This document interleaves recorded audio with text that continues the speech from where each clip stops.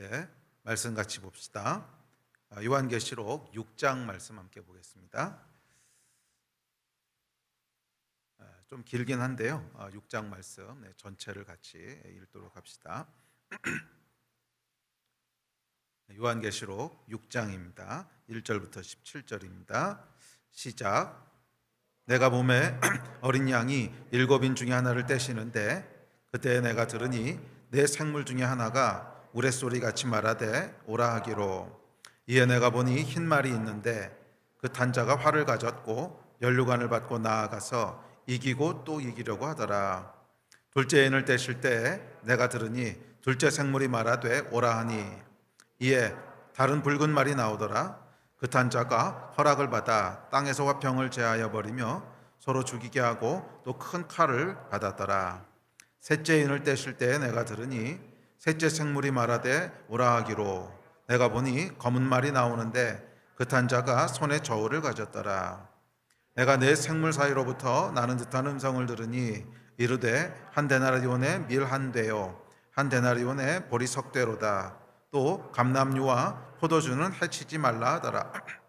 넷째 인을 떼실 때에 내가 넷째 생물의 음성을 들으니 말하되 오라 하기로. 내가 봄에 청황색 말이 나오는데 그 탄 자의 이름은 사망이니 음부가 그 뒤를 따르더라. 그들이 땅 4분의 1의 권세를 얻어 검과 흉년과 사망과 땅의 짐승들로서 죽이더라. 다섯째 인을 떼실 때에 내가 보니 하나님의 말씀과 그들이 가진 증거로 말미암아 죽임을 당한 영혼들이 제단 아래에 있어 큰 소리로 불러 이르되 거룩하고 참되신 대주제여 땅에 거하는 자들을 심판하여 우리 피를 갚아주지 아니하시기를 어느 때까지 하시려 하나이까 하니 각각 그들에게 흰 두루마리를 주시며 이르시되 아직 잠시 동안 쉬되 그들의 동무종들과 형제들도 자기처럼 죽임을 당하여 그 수가 차기까지 하라 하시더라. 내가 보니 여섯째 인을 떼실 때 큰 지진이 나며 해가 검은 톨로 짠 상복같이 검어지고 달은 온통 피같이 되며 하늘의 별들이 무화과 나무가台풍에 흔들려 설익은 열매가 떨어지는 것 같이 땅에 떨어지며 하늘은 두루마리가 말리는 것 같이 떠나가고 각 산과 섬이 제자리에서 옮겨지매 땅의 임금들과 왕족들과 장군들과 부자들과 강한 자들과 모든 종과 자유인이 굴과 산들의 바위 틈에 숨어 산들과 바위에서 말하되 우리 위에 떨어져 보좌에 앉으신 이의 얼굴에서와 그 어린 양의 진노에서 우리를 가리라. 그들의 진노에 큰 날이 이르렀으니 누가 능히 서리요 하더라. 아멘. 오늘부터 요한계시록 6장 이어서 살펴볼 텐데 계시록 6장부터는 본격적인 심판의 이야기들이 시작됩니다. 저희가 그 계시록 5장까지는 그 당시에 있던 7교회에게 보내는 메시지, 또 요한이 봤던 천상의 그 보좌, 또 그 예배, 이런 이야기들이었다면 이제 6장부터 여러분들이 보통 요한계시록이라고 얘기하면 그 떠오르는 이미지들이 있죠. 대환란과 핍박과 어려움과 막 이런 이야기들이 이제 6장부터 쭉 이어져서 16장까지 이어지게 됩니다. 이것이 요한이 보는 이제 두 번째 환상이 4장부터 시작해서 16장까지 이어지는 것인데, 4장 앞부분에 이제 보좌에 대한 얘기가 잠깐 나오고 이제 7 심판 시리즈가 쭉 16장까지 이어지는 게 요한의 두 번째 환상입니다. 자, 그래서 이 7 심판 시리즈는 여러분들 아시다시피 7인 그리고 7 나팔, 7 대접 뭐 이런 심판 시리즈인데 7인의 인을 하나씩 뗄 때마다 심판이 하나씩 부어지는 이야기고, 또 뒤에 가면 이제 두 번째는 7 나팔의 심판이 이어지는데 이것도 나팔을 하나씩 불 때마다 7가지 심판이 부어지고, 또 마지막엔 7 대접의 심판이 있어서 대접을 하나씩 불 때마다 심판이 하나씩 내려오는, 자, 이 이야기들이 쭉쭉 이어집니다. 그래서 7인의 심판, 7 나팔의 심판, 7 대접의 심판이 16장까지 이어지는데, 이것은 이제 심판이 전혀 다른 이야기들은 아니고요. 사실은 심판의 본질은 비슷한 얘기인데 강도가 점점점 강해집니다. 강도가 점점점 강해져서 처음에 7인의 심판에서 오늘 보시다시피 4분의 1의 권세를 가지고 그 땅의 4분의 1이 이제 사망에 이르게 되는데, 두 번째인 7 나팔의 심판에 오면 3분의 1이 이제 죽게 되고, 그리고 마지막에 7 대접의 심판에 오면 2분의 1이 죽게 되는, 그러니까 이 심판의 강도가 점점점 강해지는 거죠. 자, 이런 이야기들이 기록되어 있습니다. 자, 그래서 구체적인 내용에 앞서서 오늘은 좀 성경 공부를 좀 할 거예요. 그래서 성경을 굉장히 여러 구절을 찾을 텐데 잘 따라오셔야 됩니다. 이게 밤이라서 제가 조금 고민을 했어요. 이 밤에 성경 공부를 하는 게 효과적일까? 이때 했을 때 다 졸지 않을까 이런 염려들이 있었는데, 그래도 이 마지막 때에 대해서는 굉장히 중요한 것이 분별력입니다. 그렇죠? 이제 오늘도 다를 텐데 예수께서 마지막 때에 대한 얘기를 하시면서 제일 먼저 하셨던 말씀이, 여러분 좀 끼니 묵상하시는데 24장에 가보면 미혹되지 말라는 거예요. 그러니까 이 마지막 때 성도들에게 가장 중요한 요소가 미혹되지 않는 거예요. 그럼 미혹되지 않으려면 어떻게 해야 됩니까? 성경을 정확히 알고 있어야 돼요. 그래서 이 마지막 때는 무슨 마지막 때에 대한 용기나 또는 마지막 때에 대한 각오나 이런 것보다 훨씬 중요한 것이 성경에서 마지막 때에 대해서 무엇이라고 말하고 있는가를 정확히 이해하고 정확히 알고 있지 않으면 사실은 굉장히 엄한 짓을 하게 됩니다. 그래서 오늘은 특별히 마지막 때에 이 심판에 대한 이야기를 시작하면서 좀 개괄적인 이야기를 좀 하고, 그래서 심판이라고 하는 것이 어떤 의미가 있는지, 또 심판을 통해서 어떤 일이 일어나는지 그런 개괄적인 이야기를 하고, 그다음에 7인의 심판에 해당하는 6장의 내용은 다음 주, 빠르면 다음 주, 뭐 늦으면 그 다음 주부터 구체적으로 한 구절씩 살펴보려고 합니다. 자, 이 구체적인 내용에 앞서서 계시록의 전체적인 구조를 먼저 좀 짧게 이야기하는 것이 좋을 것 같은데, 계시록의 구조를 여러분 머릿속에 딱 기억하고 있으면 성경을 읽거나 찾아볼 때 이해할 때 도움이 될 텐데, 계시록은 크게 4가지 스토리로 이루어져 있다고 하는 것을 기억하시면 됩니다. 크게 4가지 스토리가 있고 이 4가지 스토리 사이에 3가지 삽입된 이야기들이 등장해요. 그래서 4가지 스토리와 3가지 삽입 장면, 그렇게 기억하시면 조금 암기하기 좋을 거예요. 자, 4가지 스토리는 뭐냐면, 첫 번째는 7 교회 이야기가 나옵니다. 그래서 우리가 살펴보는 거죠. 1장부터 3장까지 7 교회 스토리가 나오고, 두 번째는 지금 살펴보고 있는 천국 보좌와 7 심판에 대한 이야기가 쭉 진행되는 게 두 번째 스토리입니다. 그래서 요한이 올라가서 그 천국의 환상을 보는 것으로부터 시작하는 천국 보좌와 쭉 이어지는 7 심판 시리즈. 그래서 어떻게 보면 계시록에서 가장 많은 부분을, 절반 훨씬 넘는 부분을 차지하는 스토리인데, 자, 이건 7 심판 시리즈가 있습니다. 그리고 이어지는 17장부터 19장 초반까지가 음녀와 바벨론에 대한 이야기가 나옵니다. 음녀와 바벨론, 음녀와 또 바벨론, 그리고 바벨론이 무너지는 이야기, 이런 것들이 17장부터 19장 초반에 나오고, 마지막에는 이제 새 예루살렘이 내려오면서 하나님의 나라가 완성되는 이야기가 나옵니다. 그래서 4가지 스토리로 기억하면 됩니다. 첫 번째는 7 교회, 자, 이 땅에 있는 7 교회에게 주어진 7 교회에 대한 이야기. 두 번째는 천국 보좌와 7 심판 시리즈, 그 이야기가 나오고, 세 번째는 음녀와 바벨론에 대한 이야기가 나오고, 마지막에는 새 예루살렘에 대한 이야기가 나오는 큰 4가지 스토리로 되어 있다고 하는 것을 기억하시면 조금 도움이 될 것 같습니다. 자, 그 다음에 이제 3가지 삽입 장면들을 기억하셔야 되는데, 그래서 계시록 하면 여러분 떠올리시는 것들이 뭐 14만 4천이라든지 뭐 입맞지 않은 자리라든지 뭐 이제 그런 얘기들 있죠. 이 얘기들은 어디 등장하는가? 이것은 이제 3가지 삽입 장면에 등장하는데, 이 삽입 장면은 어디 있냐면 7 심판 시리즈 사이사이에 껴 있습니다. 7 심판 시리즈가 7인에 대한 이야기, 7 나팔에 대한 이야기, 7 대접에 대한 이야기가 쭉 진행되는데, 중간에 잠깐 멈추고 그 사이에 다른 이야기들이 이렇게 껴들어가요. 그래서 그것을 이제 삽입 장면이라고 얘기하는데, 그 7인의 심판이 쭉 그냥 진행돼서 끝까지 이야기가 나오는 것이 아니라, 사실은 6번째 인 이야기까지 나오고 잠깐 멈춰요. 그리고 다른 이야기가 나옵니다. 14만 4천 명에 대한 이야기가 나와요. 그래서 그 이야기가 끝나고 난 다음에 다시 7번째 인을 떼는 이야기로 진행되는 이런 식이에요. 그러니까 이런 게 삽입 장면이에요. 그러니까 이 흐름하고는 딱 맞아 떨어지지가 않아요. 딱 맞아 떨어지지 않는다고 하는 게 무슨 모순되다는 얘기가 아니라, 흐름이 그냥 7인의 심판이 쭉 나와서 7번째 인까지 가는 게 아니고, 중간에 잠깐 홀드를 하고 잠깐 멈추고 다른 장면이 삽입된다는 거예요. 그래서 삽입 장면들이라고 얘기하는데, 자, 삽입 장면이 3번이 등장합니다.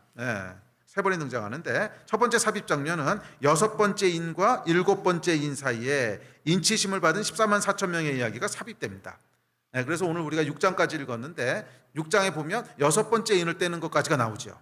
그리고 7장 1절에 7번째 인을 떼매가 나오는 게 아니라 7장에 삽입 장면이 들어가면서 인치심을 받은 14만 4천 명의 이야기가 7장에 삽입이 됩니다. 그리고 이제 8장 1절로 넘어가면서 7번째 인을 떼면서 그 이야기가 다시 진행됩니다. 자, 그래서 일곱 번째 인을 떼면 거기서부터 일곱 나팔 얘기가 시작됐죠. 자, 그래서 일곱 나팔 얘기가 또 쭉 진행되다가 이것도 여섯 번째 나팔까지가 나오고 일곱 번째 나팔을 남겨두고 잠깐 스탑을 해요. 그리고 거기 또 삽입이 들어가요. 그러니까 여섯 번째 인과 일곱 번째 인 사이에 삽입이 들어가고 여섯 번째 나팔과 일곱 번째 나팔 사이에 또 다시 삽입이 들어가요. 근데 거기 들어가는 삽입의 내용은 뭐냐면 두 증인에 대한 얘기예요. 두 증인이 선지자적인 사역 또 증인의 사역들을 환난 가운데 감당하는 두 증인에 대한 이야기가 삽입됩니다. 이게 10장부터 11장 한 전반까지 그렇게 들어가고요. 자, 마지막 세 번째 삽입은 일곱 번째 나팔이 끝나고 일곱 대접 심판이 진행되기 전에, 이것도 여섯 번째 나팔이었으면 암기하기 쉬웠을 텐데 요거는 또 한 턴 미뤄져서 일곱 번째 나팔이 끝나고 이제 대접 심판으로 딱 들어가려고 할 때 또 그때 스탑합니다. 그때 스탑하고 거기는 전투하는 영적 전쟁을 치르고 있는 교회의 이야기들이 쭉 나옵니다. 그게 12장부터 14장까지 좀 길게 들어가요. 12장, 13장, 14장 세 개가 이제 교회에 대한 이야기. 이런 환난과 심판 가운데 교회가 어떻게 전투하는가, 어떻게 이 환난 가운데 싸워서 이기는가 하는 그 얘기가 12장, 13장, 14장 세 개에 걸쳐서 나오고, 그리고 다시 14장부터 16장까지가 일곱 대접의 심판으로 이어집니다. 자, 그래서 요 삽입되는 이야기들을 보시면 공통점이 있어요. 그러니까 심판이 쭉 이렇게 진행되는데 심판 중간에 세 개의 삽입 구절들이 나오는데 이건 마치 어떻게 이해하시면 좋냐면 영화가 있죠. 그러면 그 영화 시리즈물 가운데 스핀오프라는 거 있죠. 뭐 그런 것 정도로 기억하시면 조금 쉽지 않을까 생각을 합니다. 그래서 메인 스토리가 쭉 이렇게 진행되는데 그 진행되는 것은 이제 하늘의 입장에서 하나님께서 땅을 심판하시는 이야기가 메인 스토리로 위에서부터 내려다보는 비전을 가지고 쭉 진행이 되는데, 그러면 그 심판이 진행되는 그 시간 동안에 교회는 무엇을 하고 있는가 하는 이야기가 궁금하죠. 그 이야기가 이제 삽입으로 이렇게 딴 들어가게 됩니다. 그래서 인치심을 받은 14만 4천 명도 역시 믿음을 지키는 교회에 대한 이야기고, 두 증인에 대한 것도 역시 증인의 그 사역을 감당하는 교회에 대한 이야기고, 하나님의 사람들에 대한 이야기고, 그리고 12장부터 14장도 역시 전투하는 교회 하나님의 사람들에 대한 이야기. 그래서 이 마지막 때 심판이 아주 심하게 진행되고 있는 그 가운데, 그래서 일곱 나팔, 일곱 대접은 심판이 진행되는 것을 하늘로부터 이렇게 내려다보는 그런 관점이었다면, 그 심판 가운데 교회는 무엇을 하고 있는가 하는 것이 삽입구절로 들어가요.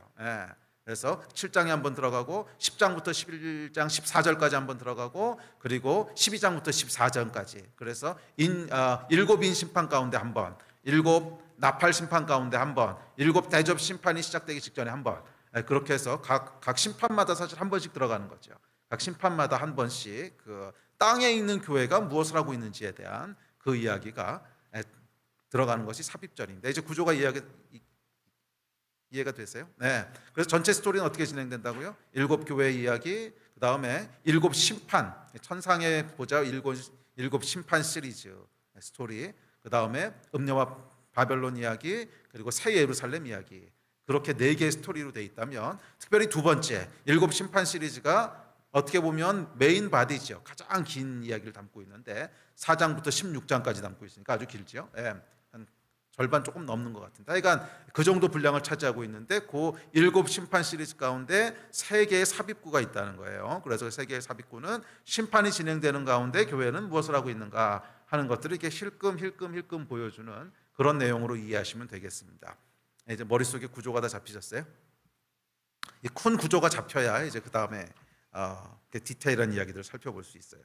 자, 그래서 오늘은 이 6장 내용을 디테일하게 살펴보기 앞서서 이 마지막 때, 특별히 이 마지막 때 여러 가지 사건들이 일어나는데, 특별히 이제 지금 심판 시리즈가 시작되죠. 그러니까 이건 뭐냐면 환난에 대한 이야기죠. 그래서 성경이 마지막 때 환난에 대해서 무엇이라고 얘기하는지 성경 구절들을 좀 여러 구절 찾아보면서 환난이라고 하는 게 무슨 의미가 있고, 그때 우리가 무엇을 해야 되는가 하는 어떤 큰 그림을 좀 살펴보고, 그리고 6장 내용은 그 다음에 이어서 살펴봅시다. 자, 흔히 사람들이 마지막 때라고 하면 제일 먼저 떠올리는 게 뭐냐면 환난이에요. 대환난, 7년 대환난, 적그리스도, 이런 단어가 가장 많이 떠오르죠. 자, 그래서 이 마지막 때는 믿는 자들에게 큰 환난이 닥친다는 거예요. 적그리스도가 등장해서 교회를 아주 어렵게 하고 뭐 이런다는 거죠. 그래서 사람들이 요한계시록 읽기를 무서워하는 이유기도 합니다. 그러니까 계시록을 읽으면 뭐 환난 얘기 나오고 핍박받는 얘기, 뭐 죽임 당하는 얘기 이런 거 너무 무서워하죠. 뭐 사실입니다. 사실이에요. 그러니까 마지막 때는 환난의 때입니다. 대환난의 때입니다. 자, 그런데 저희가 계시록을 시작하면서 마지막 때가 언제라고 했었죠? 이 마지막 때는 사실 어떤 특정한 미래의 어떤 때이기도 물론 한데, 더 넓은 의미에서 마지막 때는 예수님의 초림부터 재림까지의 교회 시대 전체를 마지막 때라고 했죠. 자, 그러니까 마지막 때가 대환란이 있는 때라고 하면 지금 우리도 환란 가운데 있다고 하는 거예요. 지금 우리도 환란 가운데 있다고 하는 거예요. 그래서 물론 마지막이 되면 이 환란이 훨씬 더 커지긴 할 거예요. 훨씬 증폭돼서 집중적으로 나타나긴 할 텐데, 그렇다고 해서 마지막 때의 어떤 속성들이 지금은 전혀 없다, 이렇지 않다는 거예요.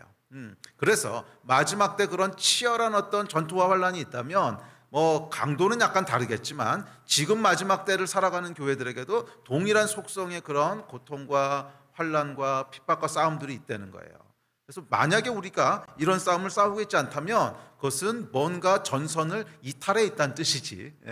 그렇죠. 지금 우리가 군인으로 만약 전쟁에 참여했다면 전쟁이 한참 일어나고 있는데 내 앞에 적은 없고 난 지금 다른 짓을 하고 있어. 그것은 군인이 탈영을 했다는 얘기죠. 그러니까 우리가 있어야 될 자리에서 벗어났기 때문에 나타나는 현상이지, 지금이 환란과 무관한 시대가 아니라는 거예요. 자, 어찌되었든지 간에 우리가 살아가는 교회 시대 전체는 이미 성경적 의미에서 마지막 때입니다. 그래서 이 마지막 때에 대한 이야기는 특별히 요한계시록 6장부터 시작해서 이어지는 심판의 시리즈는 물론 마지막의 마지막 진짜 예수님 오시기 직전 그때 집중적으로 나타낼 이야기에 조금 더 초점을 두고 있는 건 사실이지만, 그 동일한 원리들이 오늘날 우리에게도 적용될 수 있다는 걸 아셔야 돼요. 그렇지 않으면 요한계시록을 읽는 것이 별 의미가 없습니다. 아니, 우리 세대에 예수님이 오실지 안 오실지도 모르는데 예수님 오시기 직전에 일어날 이야기를 내가 읽고 묵상하는 게 무슨 의미가 있겠어요? 성경은 그런 책이 아니에요. 성경은 모든 사람에게 지금 오늘을 살아가는 우리에게 적용이 되고 도전이 되고 힘이 되는 메시지지, 나하고 상관없는 먼 미래의 이야기를 써놓은 게 아니라는 거예요. 그래서 물론 1차적으로는 마지막에 집중적으로 일어나겠지만 동일하게 마지막 시대를 살고 있기 때문에 그 동일한 원리가 강도는 좀 다르겠지만 오늘 나의 삶에서도 지금 나의 현장에서도 일어나고 있는 일이라는 거예요. 그 관점을 가지고 계시록을 볼 때, 그 관점을 가지고 계시록을 볼 때 단순히 계시록이 먼 미래에 일어날 크고 두려운 날에 대한 이야기가 아니라, 뭐 그 이야기긴 물론 하지만 오늘을 살아가는 우리에게도 큰 도전과 격려가 되는 말씀임을 알 수 있을 것입니다. 그래서 그 관점을 가지고 접근하셔야 돼요. 그 관점을 가지고 접근하셔야 돼요. 그 이야기는 계시록에 나타난 모든 말씀들은 오늘 지금 나에게 적용이 되는 말씀이지 나하고 동떨어져 있는 미래의 얘기가 아니라는 거예요. 그 이야기는 이 계시록이 초대교회 때 성도들한테 주어졌을 때도 그때 로마의 핍박 가운데 있는 그 성도들에게 해당되는 도움과 격려와 위로를 주는 말씀이었지, 그것과 동떨어져서 이제 먼 미래에 오실 예수 그리스도에 대한 얘기만이 아니었다는 거예요. 이해가 되십니까? 그러니까 이게 성경의 본질이에요. 성경은 그 말씀을 읽는 모든 사람이 자신이 살아가는 그 시대, 그 상황 속에서 적용될 수 있는 말씀이라는 거예요. 계시록도 반드시 그 관점을 가지고 보셔야 됩니다. 이 관점을 놓치게 되면 우리가 이 심판 시리즈를 볼 때 어떻게 보면 좀 공허한 메시지가 될 수 있어요. 지식에 그치는 메시지가 될 수 있어요. 이거 뭐 지금 당장 나하고는 상관없는 얘기 같고, 뭐 적그리스도가 어쩌고 그다음에 먼 미래에 뭐가 어쩌고 그러는데 그게 지금 당장 올지 안 올지도 모르는 거고, 내 살아생전에 이 말 스토리인지 아닌지도 모르겠는 거고, 그렇게 되면 이 성경 말씀이 좀 공중에 붕 뜨겠죠. 그렇게 되면 안 돼요. 오늘 여러분에게 적용되는 말씀이라고 하는 걸 꼭 붙잡으셔야 돼요. 그래서 계시록의 모든 말씀들은 오늘 지금 나에게 주시는 말씀이라고 하는 것을 믿음으로 잘 잡으셔야 됩니다. 아멘. 자, 그런 관점을 가지고 좀 이야기를 시작해 봅시다. 자, 먼저 성경에 나타난 이 대환란 또는 환란에 대한 성격을 구분할 필요가 있는데요. 이 환란에 대해서 얘기하는 대표적인 구절이 지금 우리가 살펴보려고 하는 이제 계시록 6장부터 16장이 물론 가장 긴 이야기고, 두 번째로 대표적인 데가 마태복음 24장입니다. 마태복음 24장. 물론 거기 외에 해당하는 이제 누가복음과 또 마가복음의 이제 구절들도 있긴 한데 뭐 대충 비슷한 말씀들이라서 마태복음 24장에 하여간 가장 집중적으로 종말에 대한 이야기를 모아놨습니다. 자, 그런데 이 마태복음 24장을 오늘 그래서 본격적으로 좀 보려고 하는데, 그러고 나면 계시록의 이야기들이 조금 자리를 잡아갈 거예요. 마태복음에서 말씀하셨던 이런 내용들 중에 지금 계시록의 내용은 요거에 해당하는 거구나, 그런 식으로 자리를 잡아가실 수 있을 것 같은데, 자, 마태복음에 보면 이 환란을 크게 세 가지 단계로 나누는 것을 볼 수 있습니다. 세 가지 단계로 나눠서 설명을 하는데, 첫째는 재난의 시대가 있고요, 재난의 시간이 있고, 두 번째는 환란의 시대가 있고, 세 번째는 심판의 시간이 있어요. 그러니까 재난, 환란, 심판, 요 세 가지로 구분되는 것을 볼 수 있습니다. 그래서 성경 한번 보여주실래요? 그 다음 구절. 자, 시작. 이 모든 것은 재난의 시작이니라. 또 그 다음 구절 시작. 이는 그때 큰 환란이 있겠음이라. 창세로부터 지금까지 이런 환란이 없었고 후에도 없으리라. 또 그 다음 구절 시작. 그날 환란 후에 즉시 해가 어두워지며 달이 빛을 내지 아니하며 별들이 하늘에서 떨어지며 하늘의 권능들이 흔들리니라. 그때 인자의 징조가 하늘에서부터 보이겠고, 그때 땅의 모든 족속들이 통곡하며 그들이 인자가 구름을 타고 능력과 큰 영광으로 오는 것을 보리라. 그가 큰 나팔 소리와 함께 천사들을 보내리니 그들이 그의 택하신 자들을 하늘이 끝에서 저 끝까지 사방에서 모으리라. 자, 여기 보면 마태복음 3장부터 이제 24장 3절부터 14절까지가 한 단락인데, 거기서는 이 모든 것은 재난의 시작이니라. 그래서 14절까지는 재난에 대한 이야기를 다뤄요. 그래서 14절에 무슨 얘기가 나오냐면 난리와 난리의 소문이 나겠고, 나라가 나라를 대적하여 민족이 민족을 대적하여 일어나겠고, 처처의 기근과 지진의 소문이 있으리라 하는 이거. 요게 이제 3절부터 14절까지에 등장하는 내용입니다. 환란의 내용이에요. 자, 요건 뭐예요? 재난이에요, 재난. 자, 재난의 특징은 뭐냐면 믿는 자든 믿지 않는 자든 그냥 다 같이 재난이에요.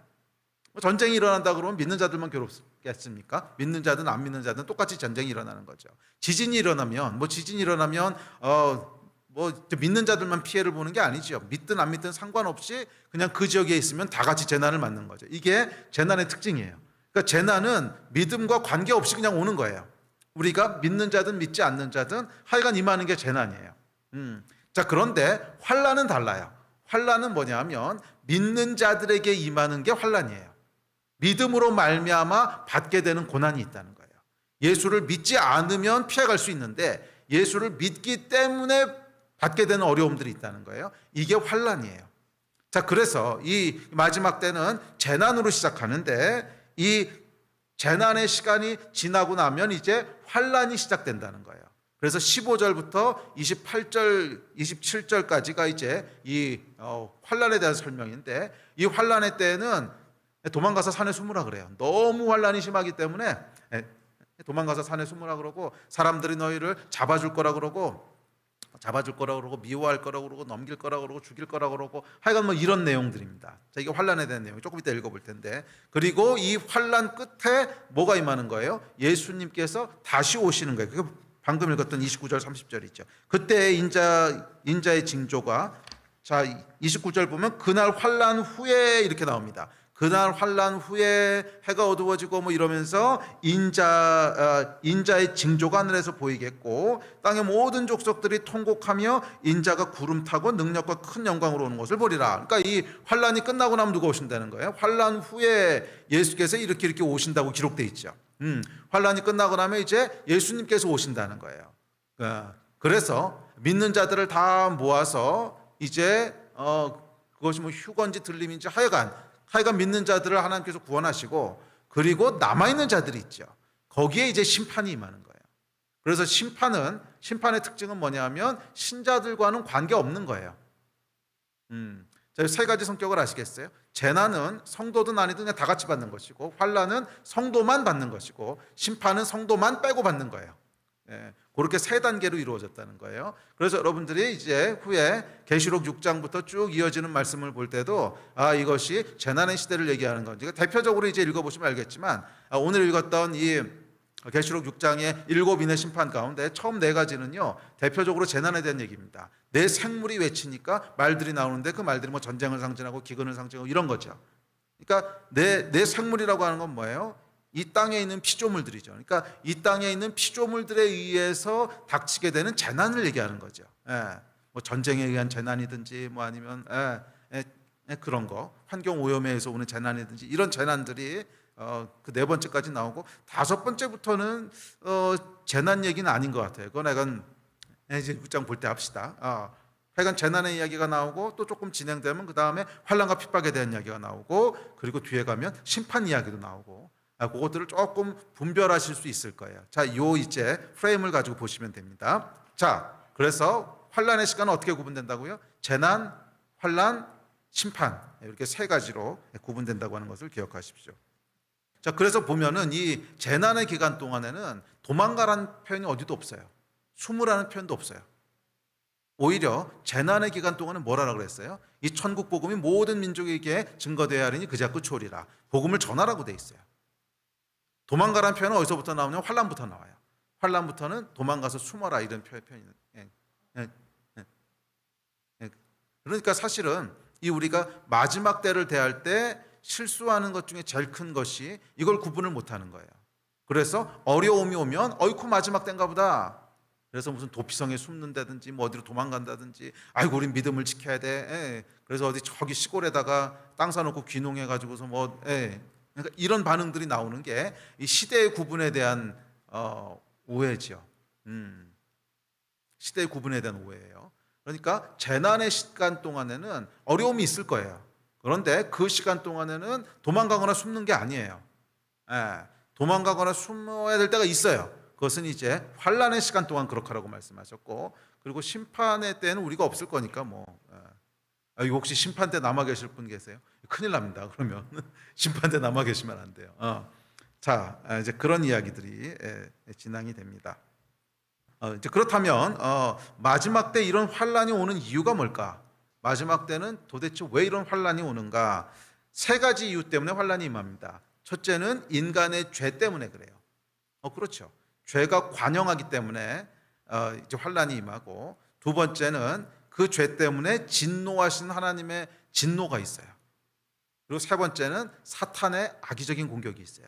그래서 이 마지막 때 대환란은 한 가지 이유에서 일어나는 것이 아니라 인간의 죄와 사단의 그 공격과 하나님의 진노가 삼중주를 이루면서 대환란의 시간들을 가지게 됩니다. 그래서 사실은 이 마지막 때라고 하는 원래 그 헬라어에 보면 그 영어로 에스카톨로지라고 되어 있는데 이게 이제 그리스에서 온 건데 에스카토스라고 하는 헬라어에서 온 건데 그 뜻이 마지막 때란 뜻인데 그래서 종말론을 영어로 에스카톨로지라고 그러죠. 종말. 근데 이것이 시간적으로 마지막이라는 의미가 물론 있는데 그것은 그냥 부수적인 의미고 원래 마지막 때라고 하는 그리스 의미는 뭐냐면 최고의 때에 이르는 충만함에 이르는 이런 뜻이에요. 끝판왕 이런 뜻이야. 그런데 그것을 시간에 적용하니까 제일 뒤에 뭐 이렇게 적용이 되는 것이지 원래 본질적인 의미는 그것이 최고조의 정점에 이르는 이런 뜻이에요. 최상급에 이르는 이런 뜻이에요. 자, 그러니까 마지막 때는 뭐냐면 인간의 죄가 최고조에 이르는 때라는 거예요. 그래서 하나님의 진노도 최고조에 이르는 때고 사단의 그런 분노와 공격도 최고조에 이르는 때예요. 그래서 이 3가지가 그냥 정점을 치기 때문에 일어나는 현상이 대환란이라는 거예요. 뭐 재난도 마찬가지입니다. 재난도 여러분 인간의 죄라고 하는 것이 물론 뭐 도둑질하고 살인하고 이런 죄도 있지만 하나님의 질서를 깨는 게 죄잖아요. 그래서 하나님께서 원래 세상을 창조하시고 인간에게 선하게 다스리라고 맡기셨는데 환경을 함부로 다루고 사용하지 말아야 되는 막 핵 같은 걸 마음대로 사용하고 뭐 그러면서 이미 우리가 재난을 맞이하고 있잖아요. 지금 통과하고 있는 이런 코로나 이 팬데믹 같은 것도 사실은 우리가 관리를 잘못했기 때문에 일어난 재난이지 않습니까? 또 뭐 지구 온난화로 인해서 지금 일어나고 있는 이런 기후 변화가 가져오게 될 것이 뭐예요? 뭐 지진이나 이런 것도 기후 변화가 이제 크게 일어나면 일어나겠죠. 자, 그래서 이 재난의 이유 중에 가장 중요한 이유는 인간의 죄라는 거예요. 환경을 제대로 관리하지 못했던 죄, 또 재난 중에 뭐 전쟁 같은 경우는 당연히 인간의 죄에서부터 나온 거고, 난리와 난리의 소문, 나라가 나라를, 민족이 민족을 대적하는, 이건 다 인간의 죄로부터 나온 거죠. 지진과 기근 같은 것도 역시 인간의 죄라는 거예요. 환경 오염으로 말미암아 또 여러 가지 자연 파괴로 말미암아 기근이 오게 되고 지진이 일어나게 되고 무슨 이제 팬데믹이 오게 되고 이런 거죠. 자, 하여간 인간의 죄가 있습니다. 그리고 인간의 죄만 있는 것이 아니라 그것으로 말미암아 진노하신 하나님의 심판이 같이 쏟아지고, 그게 이제 계시록에 나오는 7 인의 심판, 7 나팔, 7 대전, 하늘로부터 임하는 심판이죠.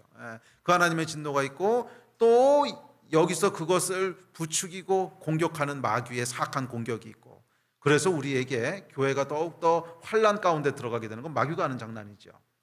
자, 이런 것들이 이제 극에 달하면서 대환란이 일어나게 됩니다.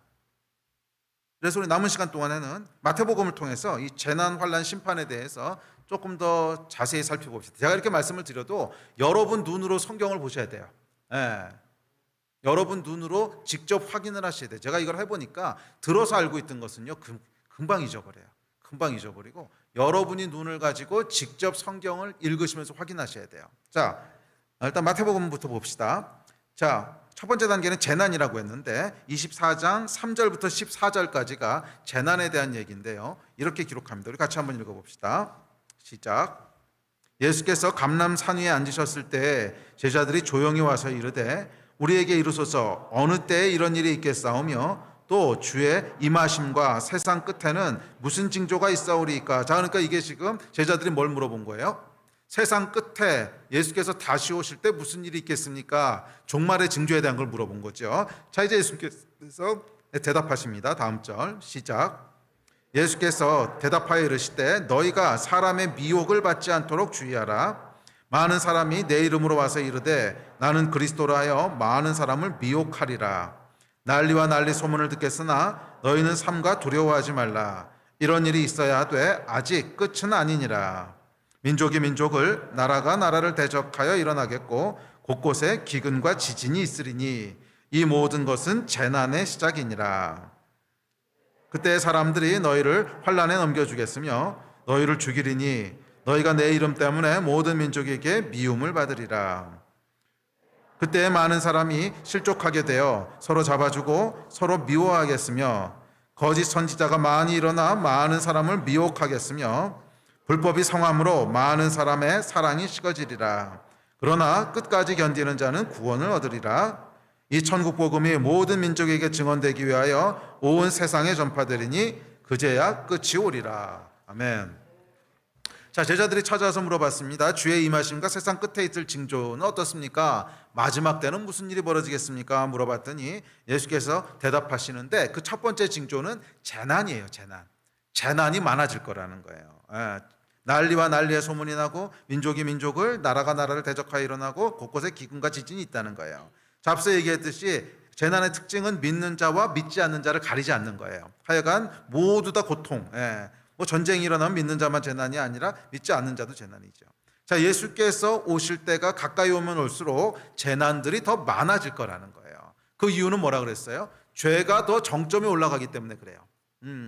죄가 가장 클라이막스를 치는 때가 종말이라 그랬죠. 그래서 시간이 지나면 지날수록 인간의 죄는요, 여러분, 점점점 성화되어지고 줄어드는 것이 아니라 마지막 때가 되면 될수록 인간의 악함은 점점 증가할 거라고 성경은 얘기합니다. 그래서 예수님 오시기 직전에는 인간의 악함이 끝판을 칠 거라는 거예요. 자, 그리고 그런 인간의 죄가 계속해서 증가하게 되면 자연히 재난은 늘어날 수밖에 없지 않겠습니까? 전쟁도 많아지게 될 것이고, 전쟁이 일어나게 되면 환경은 다 파괴될 것이고, 또 그 인간의 죄악으로 말미암아 환경 오염과 뭐 핵을 사용하게 되고 뭐 이런 일들이 이제 일어나게 되면서 재난은 점점 자연히 많아질 수밖에 없다는 거죠. 자, 그래서 오늘날 우리가 보고 있는 이 코로나 팬데믹 같은 것이나 또 지구 온난화로 인한 재해 등 이런 것들이 모두 종말론적 현상으로 볼 수 있다는 거예요. 자, 그래서 종말은 아까 말씀드렸듯이 이제 끝판왕이라는 뜻이죠. 자, 그러면 이 재난의 기간 동안 우리는 무엇을 해야 되는가? 세 가지 말씀하시는데 첫째는 미혹되지 말아야 된다는 거예요. 자, 4절, 5절, 6절에서 이렇게 말씀합니다. 시작. 예수께서 대답하여 이르시되 너희가 사람의 미혹을 받지 않도록 주의하라. 많은 사람이 내 이름으로 와서 이르되 나는 그리스도라 하여 많은 사람을 미혹하리라. 난리와 난리 소문을 듣겠으나 너희는 삼가 두려워하지 말라. 이런 일이 있어야 돼 아직 끝은 아니니라. 또 11절 시작. 거짓 선지자가 많이 일어나 많은 사람을 미혹하겠으며. 이 종말에 무슨 일이 벌어지겠습니까? 그리고 3절에서 물어봤더니 예수께서 그래 종말에는 이런 일이 있을 거야, 재난이 많아질 거야, 뭐 이런 얘기 말씀하시기 전에 아예 처음부터 뭐라 그러시냐면 미혹을 조심해. 얼마나 강조하고 있는지 여러분 느껴지십니까? 종말에 무슨 일이 있겠습니까? 그러면 저라면 차근차근 설명할 거예요. 첫째 재난이 있을 것이고 지금 말했듯이, 그리고 지나고 나면 환란이 시작될 거고 심판이 있을 것이고 이렇게 얘기해야 되는데 그게 아니고 순서를 바꿔서 아예 처음부터 뭐라 그러셨냐면 미혹을 조심해. 그만큼 이 재난의 시기에는 미혹이 강력하다는 거예요. 너무나 많은 사람들이 속을 거라는 거예요. 너무나 많은 사람들이 미혹될 거라는 거예요. 거짓 선지자, 거짓 예수, 뭐 재림 예수, 뭐 종교 지도자, 이건 수많은 사람들이 나와서 다 미혹할 거라는 거예요. 다 미혹해서 이 미혹이 너무너무 심각할 것이기 때문에 첫 번에 뭐라고 말씀하셨냐면 종말에 대해서 뭘 기억해야 되냐고, 미혹되지 말아야 돼, 이 말씀부터 하시는 거예요. 제가 종말에 대한 이야기 할 때도 여러분들에게 가장 강조했던 게 미혹되지 말아야 된다는 거예요. 그래서 실제로 교회사를 보면 이 종말론 때문에 얼마나 많은 사람들이 인생 망쳤는지 몰라요. 그렇죠? 막 종말이 온다, 언제 예수님 오신다, 그래서 집 팔고 재산 팔고 다 헌금하고 막 그런데 안 오셨어. 뭐 이런 사건들 얼마나 많았습니까? 근래에 뭐 그 뉴 밀레니엄 앞두고도 있었지만 뭐 그때만 있었던 게 아니에요. 15세기도 있었고 10세기도 있었고 9세기도 있었고 무지 많았어요. 교회사를 쭉 돌아보면 이게 그냥 굉장히 여러 번 이 사건들이 일어나요. 미혹된 거예요. 미혹. 자, 그렇다면 무엇에 미혹됐을까요? 이 거짓 선지자들과 거짓 예수라 그런 사람들이 나와서 무엇이라고 미혹할까요? 그 미혹의 내용이. 자, 6절에 보면 힌트가 있습니다. 자, 6절에 보면 뭐라 그러냐면 삼가 두려워 말라. 이런 일이 있어야 하되 아직 끝은 아니니라. 자, 재난의 시대에 미혹하는 건 뭐냐면 아직 끝이 아니라는 거예요. 그런데 재난의 때에 사람들이 뭐라고 미혹하겠어요? 지금이 끝이라고 미혹한다는 거예요. 아직 끝이 아닌데 지금이 끝이라고 유혹한다는 거예요. 끝이라고 미혹한다는 거예요. 지금이 끝이다. 그래서 여러분 이것이 시한부 종말론에서 계속 반복됐던 거잖아요. 그러니까 예수님 언제 오신다, 그때가 끝이다, 계속 이렇게 미혹했는데 미혹되지 마, 아직 끝이 아니니라 그랬어요. 재난만 가지고 끝나는 게 아니라는 거예요. 마지막 때는 재난이라고 하는 것은 시작일 뿐이고, 그리고 시작이라고 하는 것도 사실은 이 초림부터 재림까지 사이에 계속 있었던 어떤 이 죄와 심판에 의해서 나타나는 현상이지, 일반적인 현상이고, 그것이 물론 마지막에 되면 더 증폭되는 것뿐이지, 그런 재난들이 온다고 해서 곧 예수님이 올 것처럼 생각하지 말라는 거예요. 아직은 끝이 아니라는 거예요. 미혹되지 마. 그러면서 뭐라 그러시냐면 아직은 끝이 이런 일이 있어야 하되. 그래요. 분명히 종말적인 사인은 맞아. 분명히 종말론적인 사인은 맞지만 아직은 끝이 아니라는 거예요. 그래서 요즘도 여러분 얼마나 이런 얘기들이 많은지 몰라요. 인터넷에서 어떤 사람이 뭐 대한민국에 심판이 임한다, 그러니까 대한민국을 떠나야 된다 막 이래가지고 이게 굉장히 영향력이 있었습니다. 얼마 안 된 얘기예요. 그래서 많은 사람들이 짐 싸가지고 미국 가고 뭐 다 도망갔어요. 저는 그거 보고 있으면요 막 너무 속이 상하는 거예요. 야, 그러니까 이게 미혹된 거예요. 미혹된 거예요. 아직은 끝이 아니라는 거예요. 근데 이게 왜 미혹된 거냐면 재난의 때에는 여러분 도망가야 되는 때가 아니에요. 재난의 때에는 복음을 전해야 되는 때예요. 그래서 뭐 전쟁이 날 수 있다고 도망간단 말이에요. 저는 잘 모르겠지만 만약에 제가 무슨 일이 있어서 외국에 나갔는데, 뭐 집회 때문에 나갔는데 한국에서 전쟁이 벌어졌다. 그럼 전 다시 돌아올 것 같아요. 아니 가족도 한국에 있고 제 양들은 여러분이 다 여기 있는데 저 혼자 살겠다고 거기 가 있겠어요? 뭐 어쨌거나 양들을 돌보고 쳐야 되는 게 목자의 그 사명인데 아니 뭐 전쟁 났다고 어디를 갑니까? 그래서 저는 정말 상식적으로 이해가 안 돼요. 아니 전쟁이 난다고 어떻게 영적인 리더가 도망을 갈 수가 있지? 양들을 버리고. 더군다나 이해가 안 되는 건 뭐냐면 그래 하나님의 심판이 와가지고서 뭐 이제 외국으로 가라 그랬어요. 돈 있는 사람이 나가지 돈 없는 사람이 여기 어떻게 갑니까? 돈 없는 사람이 외국에 어떻게 가요? 예. 그러니까 물론 비행기표는 살 수 있을지 몰라요. 예. 근데 갑자기 외국에 가서 뭐 먹고 살아요? 그것도 돈이 있고 여유가 있는 사람들이나 뭐 달러로 바꿔가지고서 이제 외국 나가서 한 1, 2년씩 버티고 이러는 거지 일반적인 사람이 어떻게 나갑니까? 만약 그렇다면 하나님의 심판은 가난한 자들만 치시는 심판이에요? 말이 안 되잖아요. 부자는 구원받고 가난한 자는 돈 없어서 심판받고 이게 하나님의 심판이에요? 말도 안 되는 얘기인데 그럼 말도 안 되는 얘기에 무분별하게 미혹된단 말이에요. 왜? 두려우니까. 이게 재난의 문제예요. 난리와 난리 소문을 듣겠으나 너희는 삼가 두려워하지 말라. 두려워하지 말라. 이런 일이 있어야 돼. 아직은 끝이 아니니라. 왜 이 미혹되고 분별력을 잃어버리냐면 두려워서 그런 거예요. 그렇죠. 재난이 일어나면 두렵죠. 전쟁이 일어나면 두렵고요. 또 무슨 코로나 바이러스 같은 팬데믹이 커지면 두렵고요. 우리 안에 두려움이 온단 말이에요. 그럼 이 두려움 때문에 미혹된다는 거예요. 이 두려움을 피하고 싶은 그런 마음 때문에 잘못된 선택들을 한다는 거예요. 미혹되지 마십시오. 재난의 때에는 도망가란 말이 한 군데도 없어요. 환난의 때에 도망가라고 말씀하셨지. 재난의 때는 도망가는 때가 아니에요. 재난의 때는 오히려 뭐라 그랬어요? 이 천국 복음이 모든 민족에게 증거되어야 하리니 그제야 끝이 오리라. 재난의 때는 여러분 복음을 증거해야 되는 때지 도망가는 때가 아닙니다.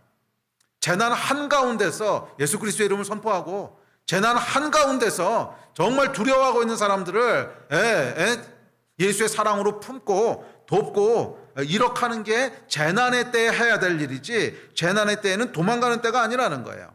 근데 이 두려움으로 인하여 우리의 해야 될 바를 착각하는 거예요. 엉뚱한 선택들을 하는 거예요. 뭐 짐 싸서 도망갈 생각을 하고 아니요 여러분. 교회사를 보면 반복적으로 이 미혹이 있어 왔음을 알 수 있어요. 소위 말하는 시한부 종말론. 그러니까 몇 월 며칠 날 예수님이 오신다부터 시작을 해서 또는 방금 얘기했듯이 심판이 임한다 뭐 이런 얘기들, 언제 심판이 임한다 뭐 이런 얘기들 때문에 뭐 집 팔고 논 팔고도 안전한 곳으로 피신하고 이런 시도들 모두 거짓으로 판명됐습니다. 교회사를 통해 지금까지 한 번도 이게 사실이었던 적이 없어요. 재난은 많아질 거예요. 그리고 재난이 종말론적인 신호인 것도 맞아요. 그렇지만 거기에 어떻게 대처해야 되느냐는 또 성경적인 해답이 있어요. 재난이 많아지고 재난이 종말론적인 사인이라고 해서 도망가란 말은 아무 데도 없단 말이에요. 아직은 끝이 아니라는 거예요. 있어야겠지만 아직은 끝이 아니다. 예수께서 오실 때가 아니라고 하셨습니다. 자, 그렇다면 왜 사탄이 이것을 끝이라고 속여서 미혹할까요? 그것은 이 기간 동안 교회가 감당해야 될 사명이 있기 때문에 그래요. 우리 다시 한번 읽읍시다. 마태복음 24장 14절 시작. 이 천국 복음이 모든 민족에게 증언되기 위하여 온 세상에 전파되리니 그제야 끝이 오리라. 아멘. 여러분 이 말씀은 저희 교회 DNA에 아주 뼛속까지 박혀있는 말씀입니다. 이 천국 복음이 모든 민족에게 증언되기 위하여 온 세상이 전파되리니 그제야 끝이 오리라. 이게 여러분 재난의 시대의 결론이에요. 그리고 15절부터 이제 환난에 대한 얘기가 나오는 거예요.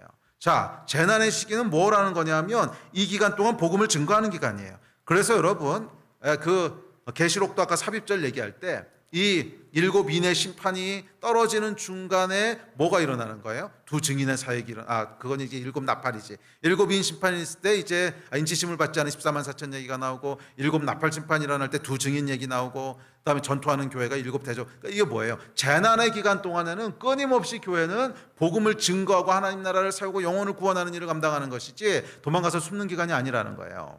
잘 기억하십시오. 자, 그래서 여러분 실제로 말이에요.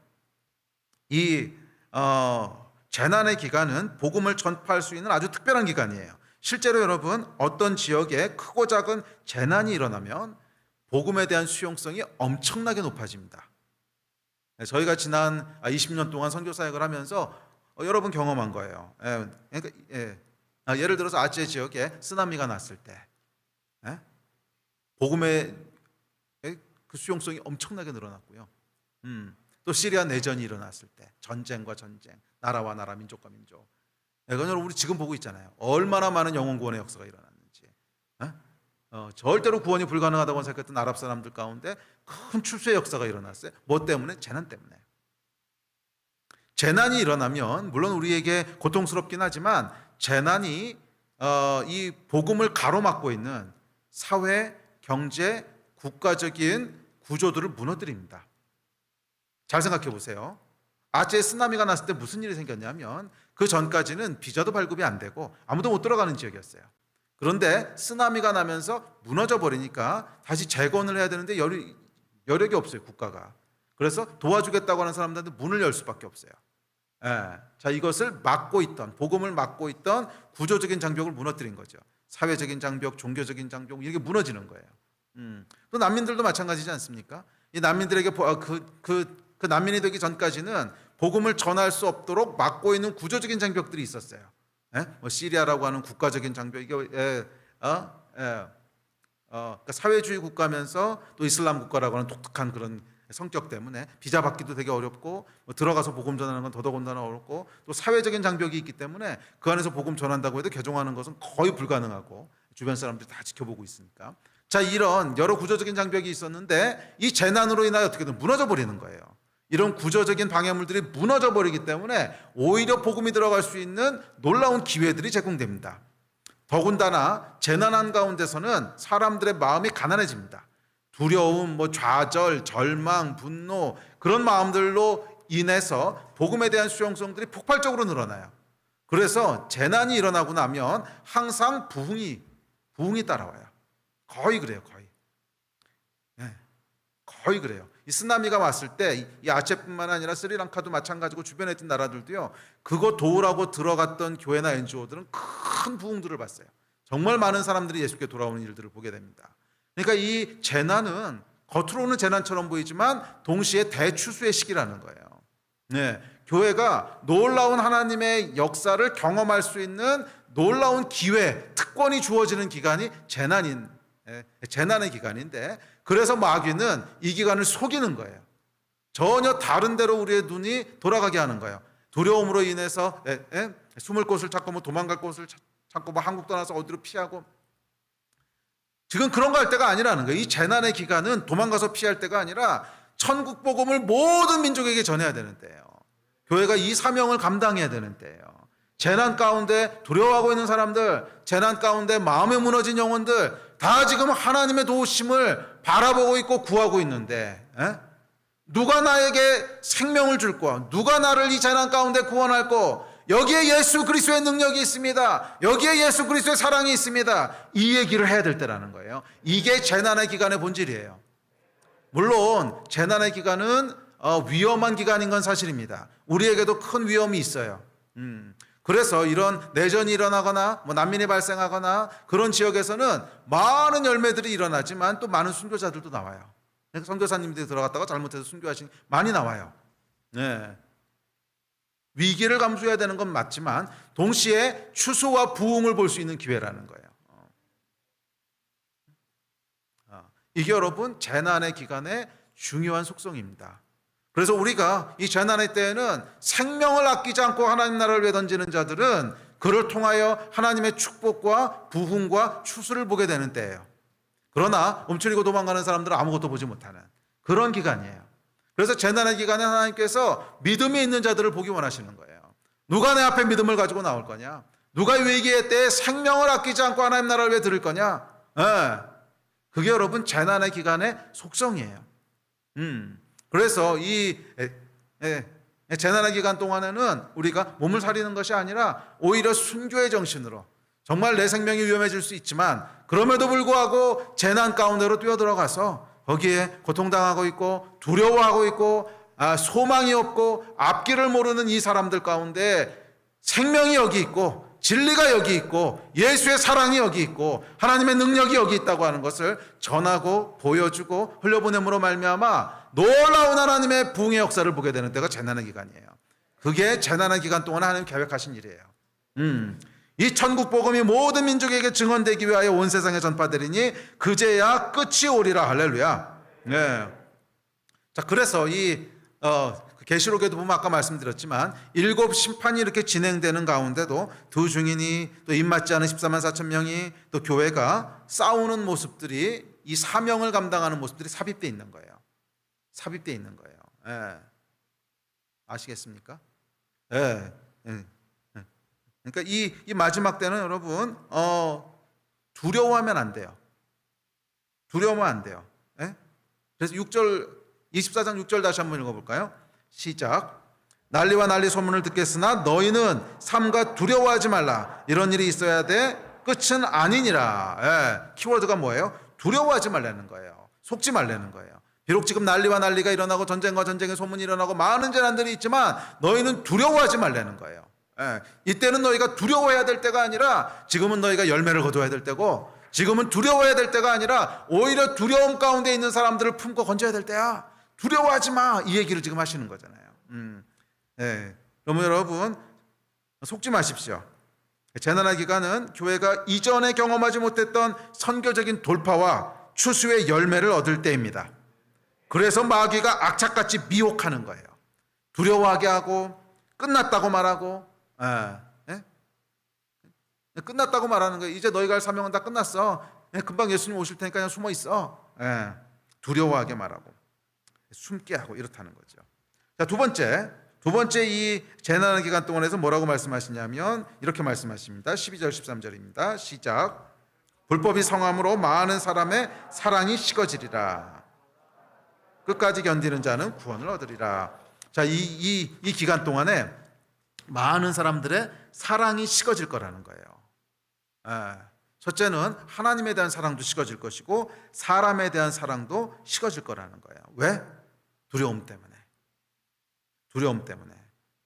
그래서 이 12절이 시작되기 바로 직전인 9절, 10절, 11절 그 앞에 세 구절을 보면 이렇게 얘기합니다. 자, 시작. 너희를 환난에 넘겨주겠으며 너희를 죽이리니 너희가 내 이름 때문에 모든 민족에게 미움을 받으리라. 그때 많은 사람이 실족하게 되어 서로 잡아주고 서로 미워하겠으며 거짓 선지자가 많이 일어나 많은 사람을 미혹하겠으며. 자, 재난의 때의 교회는 사람들에게 미움을 받게 된다고 말씀하시는 거예요.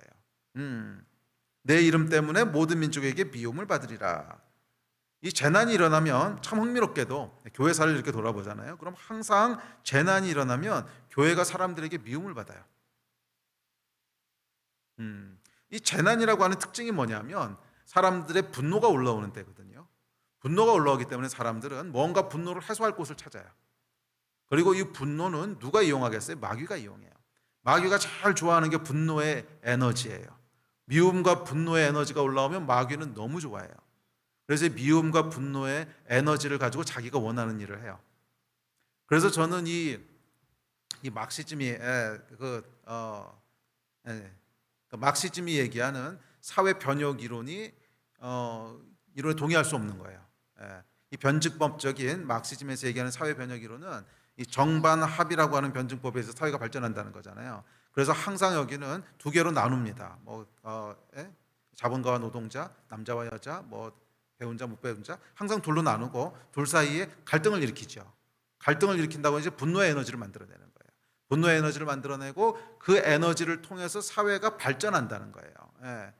그러니까 그 에너지가 뭘로 나타나겠어요? 폭동으로 나타나겠죠. 그래서 옛날에 자본가가 있었고 노동자들이 있었는데 둘 사이를 갈라쳐놨어요. 그때 노동자들이 이제 뺏긴 거에 대한 분노가 막 올라와요. 그러니까 이 에너지를 가지고 사회혁명을 일으켜가지고 새로운 노동자들이 주인이 되는 사회를 만들어요. 자, 이런 것들이 이제 사회 발전 이론인데 사실 여기서 에너지는 뭐예요? 분노의 에너지거든요. 그럼 이 분노의 에너지를 하나님이 이용하시겠어요?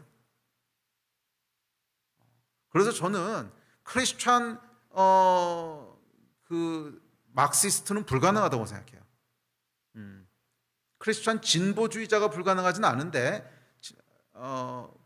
진보주의자들의 많은 부분들이 사실은 이런 막스의 사회 변혁 이론을 이용하고 싶어 하거든요. 그건 불가능해요.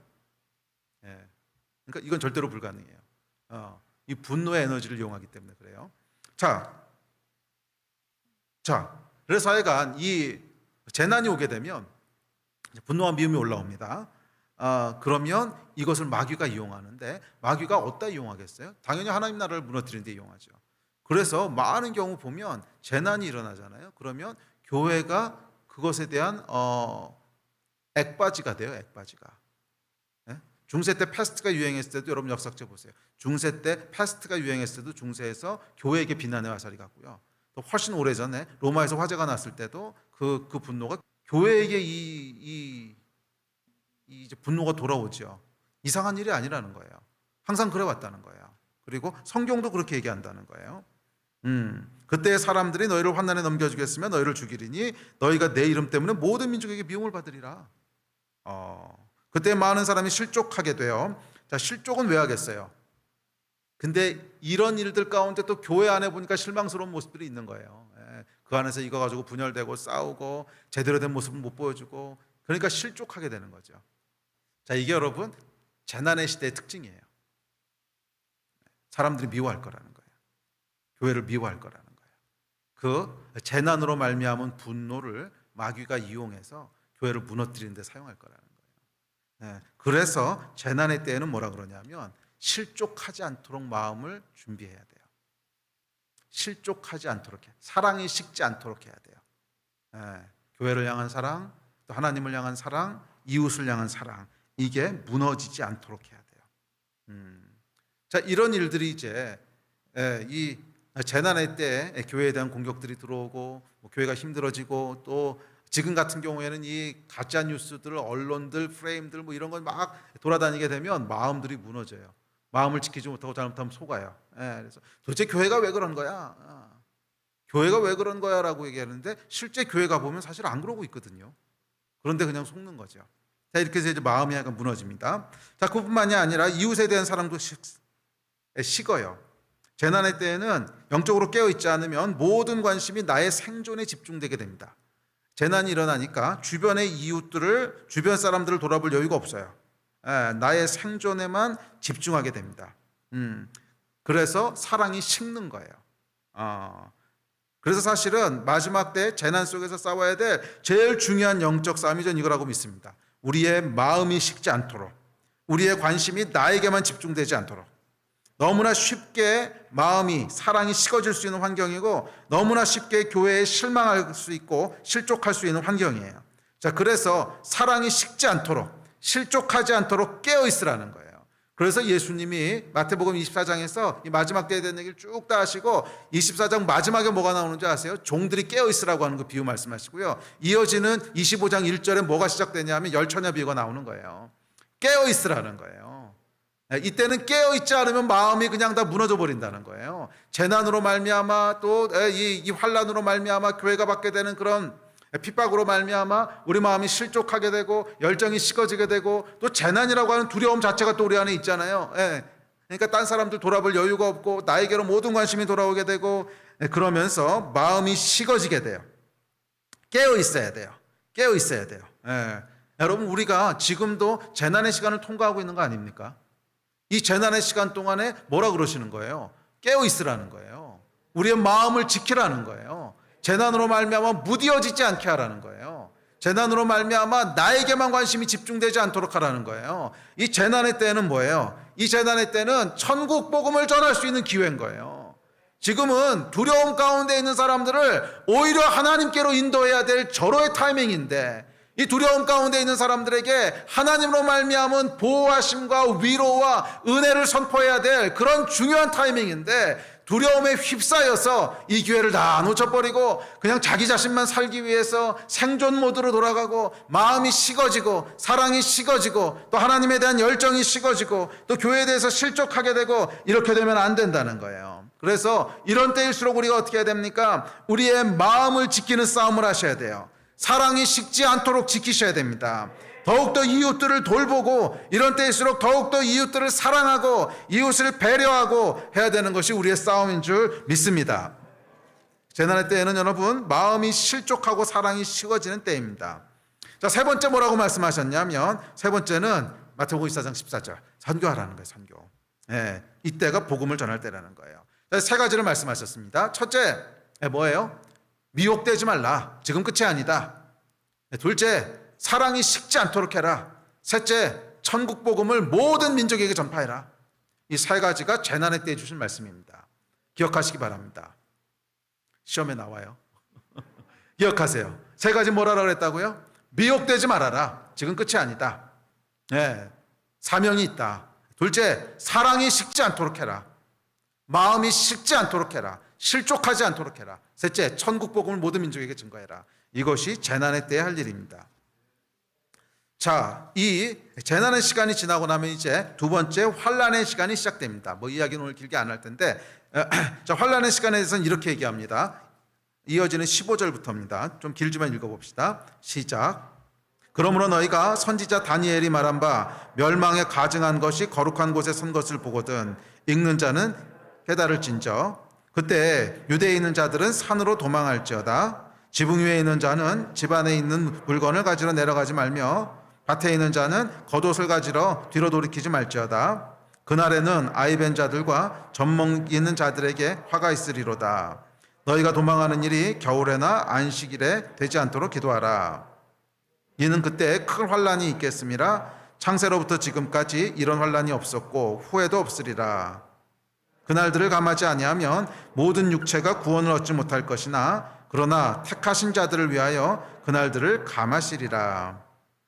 그때 사람이 너희에게 말하되 보라 그리스도가 여기 있다 혹은 저기 있다 하여도 믿지 말라. 거짓 그리스도들과 거짓 선지자들이 일어나 큰 표적과 기사를 보여 할 수만 있으면 택하신 자들도 미혹하리라. 보라 내가 너희에게 미리 말하였노라. 그러면 사람들이 너희에게 말하되 보라 그리스도가 광야에 있다 하여도 나가지 말고 보라 골방에 있다 하여도 믿지 말라. 번개가 동편에서 나서 서편까지 번쩍임 같이 인자의 임함도 그러하리라. 죽음이 있는 곳에는 독수리들이 모일 것이니라. 자, 이 두 번째는 환난의 시간이 시작되는데 이 이야기는 다음 주에 조금 더 이어서 자세히 합시다. 우리 예배팀 앞으로 나오십시오. 자, 그러니까 이 환난의 때에 대해서 뭐라 그랬냐면 도망가라 그러셨어요. 이 환난의 때에는 도망가서 숨으라 그랬지. 이 환난의 시간 동안에는 복음을 전하라는 말씀은 등장하지 않습니다. 그래서 이 환난의 때에는요 이미 우리가 복음을 전할 수 있는 사명은 다 마무리됐다. 교회의 사명은 마무리됐다. 이렇게 봐야 될 것 같아요. 그리고 이 환난의 때는 이제 마지막으로 교회가 이런 어떤 양적인 사명, 모든 민족에게 복음을 증거하는 양적인 사명을 끝내고 질적인 사명을 감당해야 될 텐데 환난 가운데 하나님을 향한 진심과 하나님을 향한 사랑을 지켜내는 거예요. 이해가 되세요? 예. 그래서 이 재난의 기간 동안에는 수평적인 사역을 했다면 환난의 기간 동안에는 수직적인 사역을 하는 거예요. 하나님 앞에서 환난 가운데서도 마음을 지키는, 환난 가운데서도 믿음을 지키는, 배교하지 않는 이 일을 보이는 것이 이 두 번째 기간입니다. 여러 가지 이유로 인해서 이 두 번째 기간은 그렇게 길지 않을 것 같아요. 특별히 마지막 때이만은 이 기간에서 뭐라 그랬냐면 선지자 다니엘이 말한 바 멸망에 가증한 것이 거룩한 곳에 선 것을 보거든 그러면서 환란이 시작되거든요. 이건 적그리스도에 대한 얘기인데 이 이야기는 다음 주에 조금 더 자세히 풀게요. 이건 이제 다니엘서를 찾아봐야 됩니다. 그래서 이 다니엘서에 보면 이제 다니엘서 9장에 70일에 대한 이야기가 나오죠. 예언이 70일이라고 하는 것은 일해가 이제 7년이라는 뜻인데 70이라고 하는 것은 70번이죠. 그래서 77 7년이 70번 임하는 그러니까 490년에 대한 예언이죠. 이제 그 예언이 쭉 나오는데 69일째 되는 때 누가 나타나냐면 예수 그리스도께서 나타나서 십자가에서 죽으세요. 그거 실제로 연도를 계산해 보면 정확하게 맞아요. 69일째 되는 때 그 예언도 나와요. 이제 다니엘서 9장에 보면 그런 말씀이 있어요. 그러니까 이런 말씀들은 우리가 왜 놓치냐면 다니엘이 사자굴에 들어갔다 나오는 내용은 재밌거든요. 그런데 다니엘의 예언서는 되게 지루해요. 이 부분을 이제 가면 뭐 71회가 7번 지나면 뭐가 이런 게 무슨 말인지도 모르겠고, 그러니까 대충 그런 얘기가 있는지도 몰라요. 근데 자세히 읽어보면 77에 대한 7년이 70번 지나가는 거에 대한 예언이 나오는데 69일째가 됐을 때 예수께서 십자가에 달리실 것을 예언하고 있고 마지막 한 일에는요 그냥 남겨둬요. 그래서 이 한 일에 그러니까 마지막 7년이 이제 세상 끝날에 일어날 마지막 7년에 대한 얘기예요. 그러니까 사실은 예수님이 돌아가시고 나서부터 마지막 7년이 시작될까지는 사실은 unknown period예요.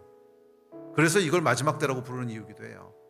그러니까 이 기간은 여기서 끝날 수도 있고 이렇게 길어질 수도 있고 이거 잘 몰라요. 아무도 모르고 사실은 예수님이 돌아가실 때부터 마지막 때가 카운트다운 된 것이기 때문에 어쩌면 이 마지막 7년이 여기 와서 딱 이렇게 붙어 있어도 영적으로는 이래도 사실 상관없다는 거예요.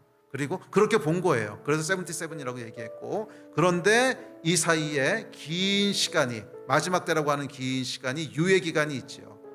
저는 이 기간이 교회가 뭐 사명을 감당하지 못했기 때문도 있지만 하나님께서 영혼을 구원하시기 위해서 주신 그레이스 피리어드라고 믿습니다. 쭉 은혜의 기간을 주시고 딱 때가 됐을 때 이제 마지막 7년이 시작되게 하실 거라는 거예요. 근데 그 기간이 정말 이제 문자적으로 7년일지 상징적인 7년일지 그거는 또 학자들마다 다 달라요. 그래서 뭐 그게 정말 문자적인 7년인지 상징적인 7년인지 그거는 그냥 여러분 판단에 맡기겠습니다. 하여간 거기서 예언했던 7년 대환란이라고 하는 게 이제 거기서부터 나오게 되는데 아유 바쁘다.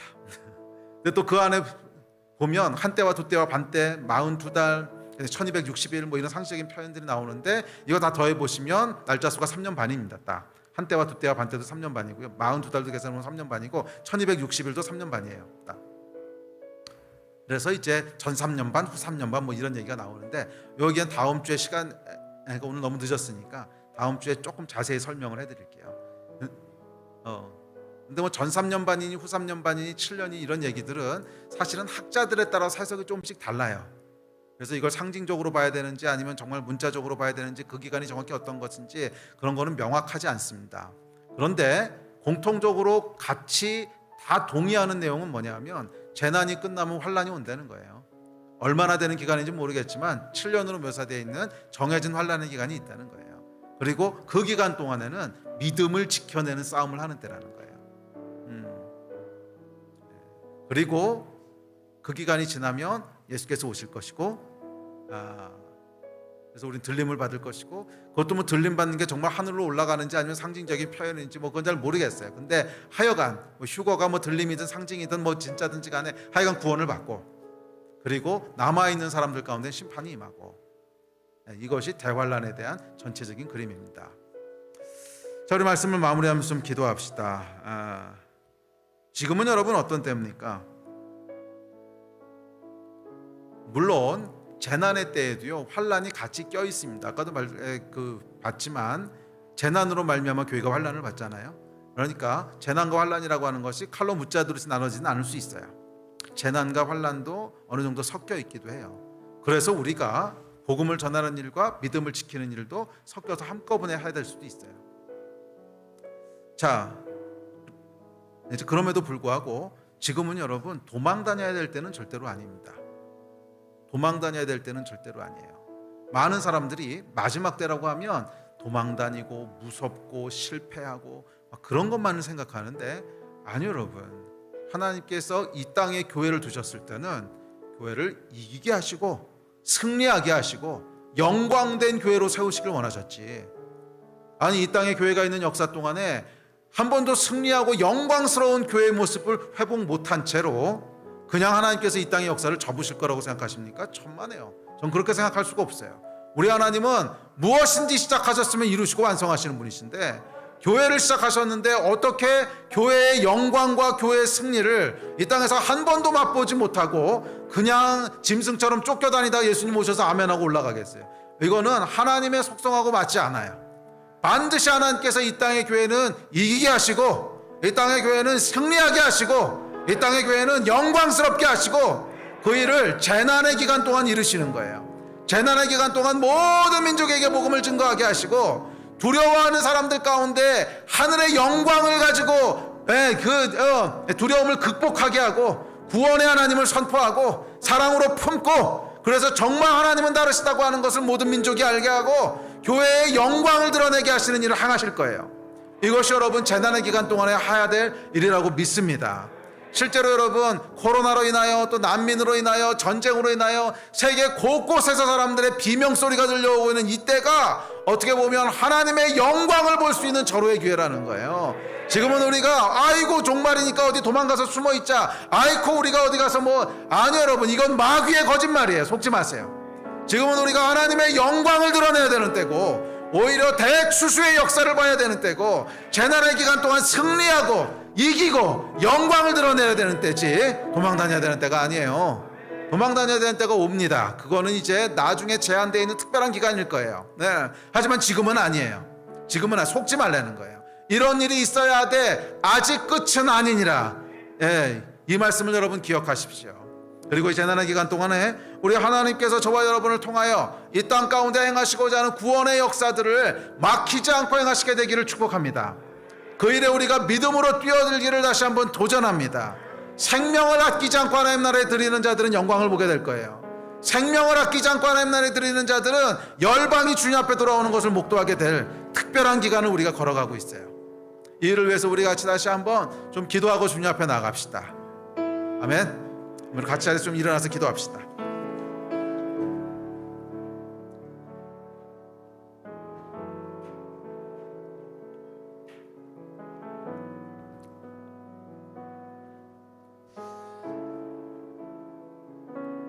예, 우리 함께 기도하실 때 좀 미혹에 속지 않도록 먼저 같이 좀 기도합시다. 예, 주님, 성령께서 우리를 지키시고 보호하셔서 정확한 눈을 가지게 하여 주십시오. 이 시대 하나님이 무슨 일을 행하시는지를 볼 수 있는 선지자적인 안목들이 있게 하여 주십시오. 말씀에 기초하여 우리 하나님이 행하시는 일들을 볼 수 있게 하여 주십시오. 깨어있게 하십시오. 이 일을 위해서 우리가 좀 기도했으면 좋겠고, 또 하나님께 기도하실 때 우리의 마음이 식지 않도록, 사랑이 식지 않도록 위해서 좀 기도하십시오. 이 하나님, 이 재난의 기간 동안에 우리의 마음이 식지 않게 하여 주십시오. 하나님을 향한 마음이 식지 않게 하여 주시고, 이웃을 향한 마음이 식지 않게 하여 주셔서 사랑이 식지 않게 하여 주십시오. 우리 마음이 실족하지 않게 하여 주십시오. 재난과 고난으로 말미암아 마음이 무너지지 않게 하여 주십시오. 그리고 세 번째, 이 천국 복음이 모든 민족에게 증거되는 이 일에 우리를 사용하여 주십시오. 우리 재난의 기간을 통하여 하라고 말씀하신 세 가지 명령, 미혹되지 말고 사랑이 식지 않도록 하고 천국 복음을 땅끝까지 증거하라고 하는 이 일이 이 재난의 기간 동안 막히지 않고 이루어질 수 있게 해달라고 우리 같이 주여 세 번 부르짖고 합심해서 기도하십시다. 주여.